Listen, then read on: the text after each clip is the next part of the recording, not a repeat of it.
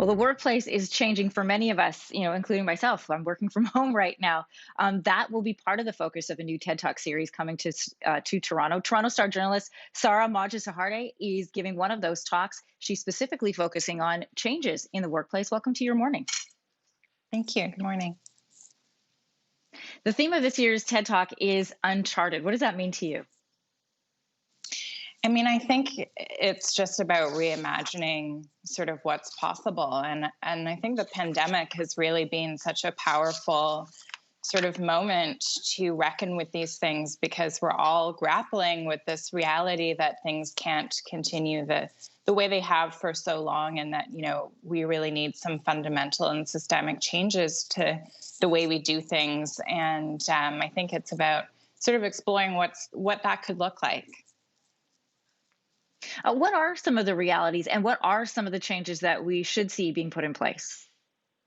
Well, I'm a labor reporter, so I've been reporting on workplace issues and workers' issues for the past 6 years, and the past 6 months we've just seen such an extraordinary sort of level of risk injected into people's workplaces, new challenges for those who obviously weren't able to work from home.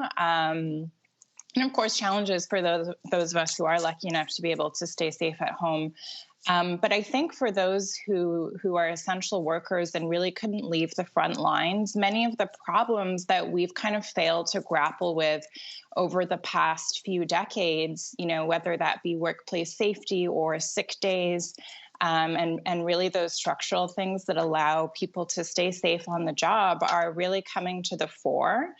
And my talk is really going to talk about what that looked like for precarious and low wage, especially racialized workers, and what kind of implications it had for us as a society, our health, our families, our healthcare system, and our social fabric. Yeah, those are the people who, in the beginning of this pandemic, were lauded as heroes. And then as case numbers went on and the months went on, they were forgotten about. Part of your talk is taking a look at what the workplace will look like going forward.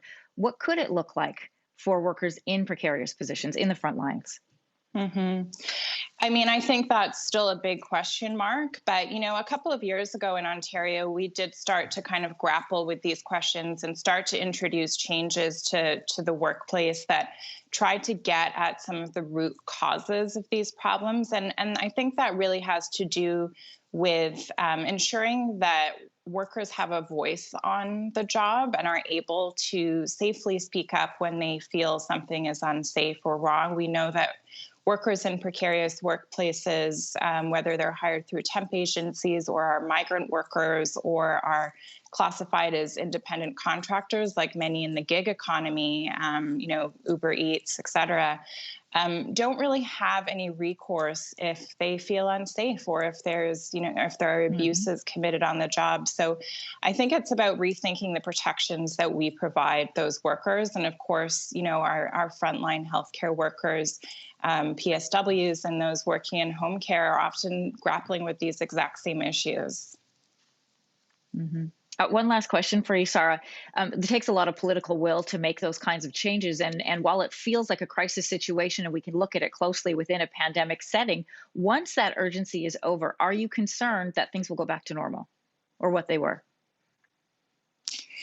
Yeah, I am. I think this is such a moment to learn. And I think it's going to take real political leadership and, beyond the pandemic pay that for retail workers has now been taken away. We haven't seen really any movement on the labor front in terms of making systemic changes. So that being said, I think, people's perception of what is necessary and what is essential and the kind of work that we need to value is changing. And I think that's really powerful. And I think that people will be thinking about that the next time, they go to the polls. Sara, I want to thank you for being on your morning today. And a reminder to everyone, you are part of this TED Talk series that is taking place on October 29th. You can visit their website for more information. Thanks so much. Thank you.